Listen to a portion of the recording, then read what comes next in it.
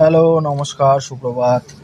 বেরিয়ে পড়লাম কেরালা ত্রিশুর মার্কেটে একটু ঘুরতে। প্রথমে চলে গেলাম ফলপট্টিতে দেখলাম পেয়ারা আম বেশ ফ্রেশ বিক্রি হচ্ছে। ওখান থেকে ঘুরতে ঘুরতে চলে গেলাম আমরা একটা মার্কেটের দিকে, জুয়েলারি মার্কেট।